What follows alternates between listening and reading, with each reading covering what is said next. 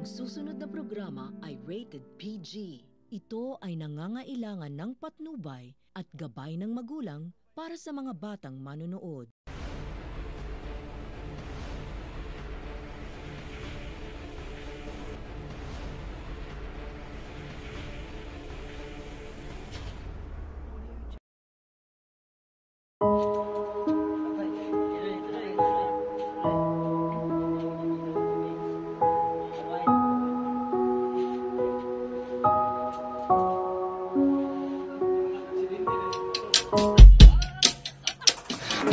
Panibagong araw na naman, panibagong story, panibagong pagsubok, at panibagong mga alaala. Maraming dahilan para ako sumuko, pero mas pinipili kong lumaban. Kasi dihad lang ang mga pagsubok na iyan sa pag-abot ko sa mga pangarap ko sa buhay. Sa halip, ay ginawa ko itong daan upang ako'y lumaban. Kasi may mga responsibilidad pa tayo na dapat natin gampanan na hindi natin dapat talikuran. Upang paggawa isa sa mga pamamaraan ng tao upang may naguyod ang kaniyang mabuting pagkatao para sa sariling pamilya. Pasok! Magandang umaga po, Ginoong Santos.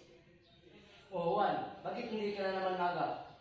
Hindi ko po sinasadya, Ginoong Santos. Nangyayari po sa bahay namin. Sige, umupo ka na doon. Na may kalayaan tayo'y nagkatagpuan. May mga sariling gimik at kanya-kanyang hangad sa buhay. Sa ilalim ng isang bubong, mga sikretong ibinubulong. Kahit na anong mangyari, kahit na saan ka man patungo,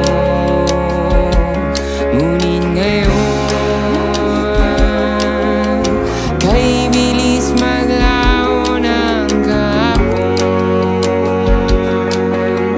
Sana'y huwag kalimutan ang ating mga pinagsamahan. At kung sakaling kipitin ay laging iisipin na minsan tayo ay naging tunay na magkaibigan.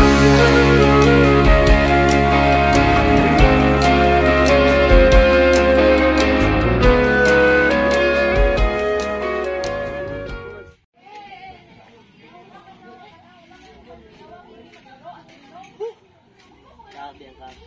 Nakakasawa ka na. Wala ka nang ibang ginawa sa buhay mo kundi ang maglaro at uminom. Ito na po ako, inay, itay. Anak, saan yung sahod mo? Bigay mo sa akin. Ito na po, itay. Bakit kulang to? Yan lang po talaga, itay. Kinita ko ngayon. Maghanap ka ng trabaho. Alis! Sa ka rin, wala kang silbi. Mga tiyan natin walang laman, ngunit kahit na walang pera, ang bawat gabi anong saya. Wala pa palang tao.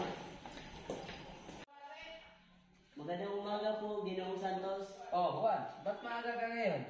Para makaiwas po ako sa gulo ng aming bahay. Ano ba nangyari, Juan? Bakit lagi kang late? May nangyari ba sa bahay niya? Sa totoo lang po kasi si inay at saka si tatay, palagi na lang nag-aaway at pinagbubantungan ako sa lahat at pinagtatrabaho ako.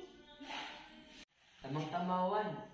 May ibigay ako sa iyong imbitasyon sa mga magulang mo upang maayos na ang pag-aaral mo at focus ka sa pag-aaral.